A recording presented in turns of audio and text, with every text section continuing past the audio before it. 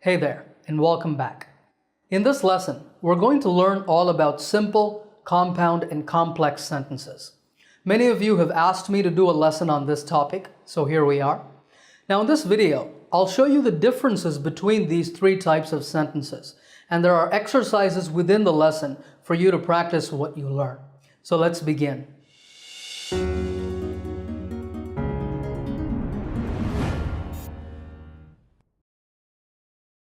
So what is a simple sentence? A simple sentence is just a sentence that contains a subject and a verb. For example, I am a teacher. Here the subject is I and the verb is am. Here's another one. She took a cab to the airport. Can you identify the subject and the verb here? The subject is she and the verb is took. One more example. We're having pizza for dinner tonight. In this sentence, the subject is we, and the verb is actually the phrase are having. It has two words. First, the auxiliary or the helping verb are, and then the main verb having. But still, are having is a phrase that acts as a single verb.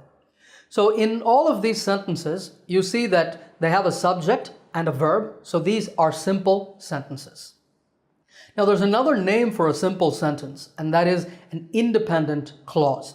This means more or less the same thing as a simple sentence, but just remember that it's another name for a simple sentence. So what's a compound sentence then? Well, a compound sentence is just a sentence that has two independent clauses. We saw that a simple sentence has just one clause, but a compound sentence has two or sometimes more independent clauses. Take a look at this example. I am a teacher. My wife is a lawyer. What we have here is two separate independent clauses or simple sentences. And the problem with this is that it sounds choppy and disconnected when we say it like that. I am a teacher. My wife is a lawyer. Instead, we can combine them like this. I am a teacher and my wife is a lawyer. This sounds much better, and now we have one compound sentence with the two independent clauses connected by the conjunction and. Here's another example. She tried to lift the suitcase. The suitcase was too heavy. We can combine these clauses using but. She tried to lift the suitcase, but it was too heavy. Notice that we have the word it in the second part. Now, it is a pronoun that just refers to the suitcase. It makes the sentence sound better by avoiding repetition. Next example. He didn't have enough cash. He paid by credit card. We can connect these clauses using so. He didn't have enough cash, so he paid by credit card. One last example. We can take a bus to the museum. We can just walk there. What we see here is two options, two different ways to get to the museum. We can connect these using or. We can take a bus to the museum, or we can just walk there.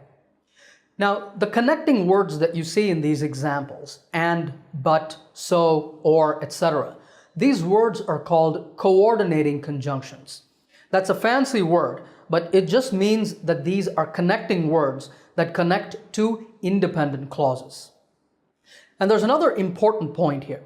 You see that in all of the examples, when we connect the two independent clauses, we put a comma after the first clause. Now this is the proper form. You write the first independent clause, then you put a comma after it, and then a conjunction, and then you write the second clause. Remember this rule. Okay, we're going to practice this now. You see 5 items on the screen. In each one, I want you to combine the simple sentences into one compound sentence. Use a coordinating conjunction like and, but, or so to make the compound sentence. Stop the video now, try the exercise, and then play the video again and check. Okay, let's discuss them. Number 1, she dropped her phone on the floor and it broke. Number 2, I'm not very hungry, so I'll just have an orange juice. 3, you should study harder or you'll fail the exam. 4, we'd like to buy a car, but we can't afford one right now. And number 5 is a little tricky because there are 3 simple sentences or 3 independent clauses, but we can connect them using coordinating conjunctions. I told my roommate to turn down the TV, but he didn't, so I got up and left. How many did you get right? Alright, let's now move on and talk about complex sentences. Here's a clause first. When I got home from work yesterday. What do you notice about it? Well, it has a subject, I, and a verb, got, but this clause is just not a complete sentence. And that's because if I say to you, when I got home from work yesterday, you will ask, okay, what happened? What did you do? So you see, this thought is not complete. So this is not an independent clause. This type of clause is called a dependent clause. To make it a complete sentence, you have to add an independent clause. For example, when I got home from work yesterday, I watched TV for an hour. So you see that there is a dependent clause and an independent clause. And now it's a complete sentence. And this type of sentence is called a complex sentence. Here are some more examples.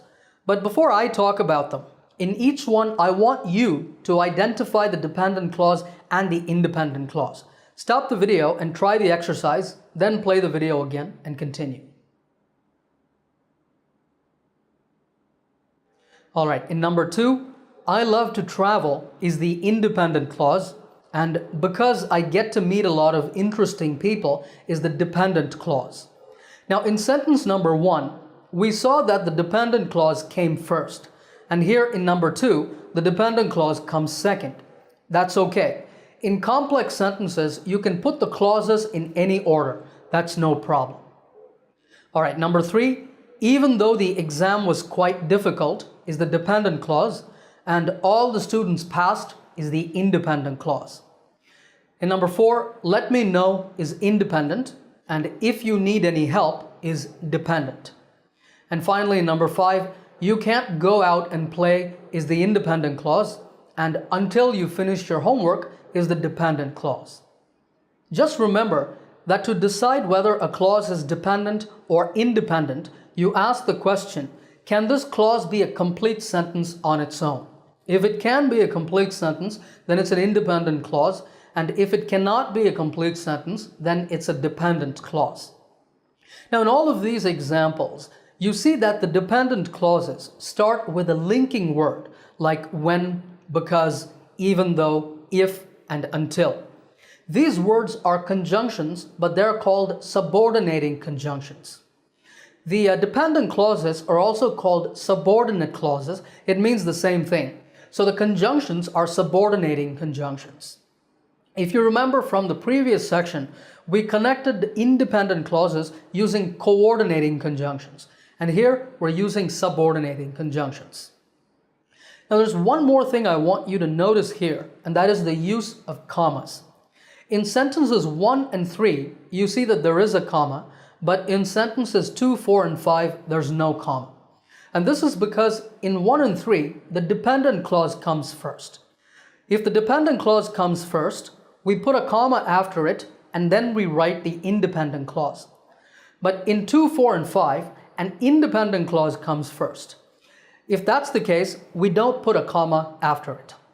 Now, if you want to learn more about punctuation and about the proper use of commas, I have a separate lesson just on that topic. It's called Punctuation Masterclass. I will leave a link in the description. You can go and check it out. There's another type of dependent clause that you need to know about, and that is the relative clause. A relative clause uses a relative pronoun like who, that, which, etc. For example, I know a guy who plays guitar in a rock band. This sentence is actually a combination of 2 sentences. I know a guy and he plays guitar in a rock band. Both of those are simple sentences, and we combine them using the relative pronoun who. So who plays guitar in a rock band is a relative clause that gives us information about the guy. It tells you who that guy is. But that clause is not a complete sentence, and so it's a dependent clause, and the entire sentence is a complex sentence. Here's another example. Synonyms are words that have similar meanings. Here, that have similar meanings is the relative clause. And one last example. The boss wants me to give a speech at the event, which is tomorrow. Here, which is tomorrow is the relative clause. Now, I'm not going to go into detail on relative clauses here because they're a big topic and we'll have to explore them in a different lesson. But for now, just remember that relative clauses can also be part of a complex sentence. Okay, I have another exercise for you. You see 6 items on the screen. In each one, I want you to combine the simple sentences into one complex sentence. Use the word in the parentheses to do this. Stop the video now, try the exercise, then play the video again and continue.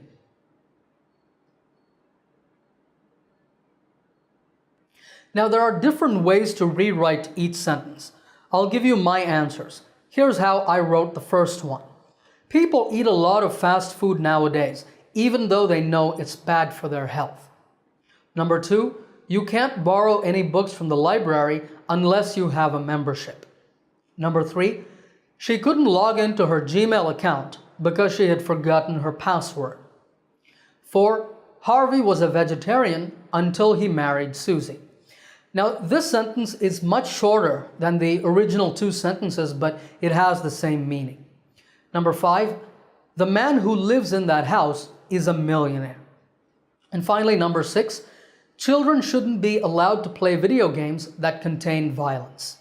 Were your answers the same as mine? Let me know in the comments. Before we close this lesson, I want to tell you about one more type of sentence, the compound complex sentence. This is simply a sentence with more than one independent clause, so it's a compound sentence, and also with one or more dependent clauses, so it's a complex sentence. For example, I was crazy about heavy metal when I was younger, but I'm more into jazz now. Heavy metal and jazz are genres or types of music. We see here that the first clause is independent. I was crazy about heavy metal. Then there's a dependent clause, when I was younger. Then there's a coordinating conjunction, but, and then another independent clause, but I'm more into jazz now.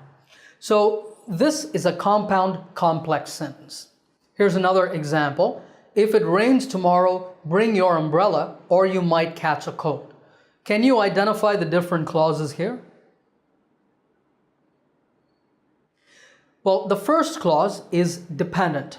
If it rains tomorrow.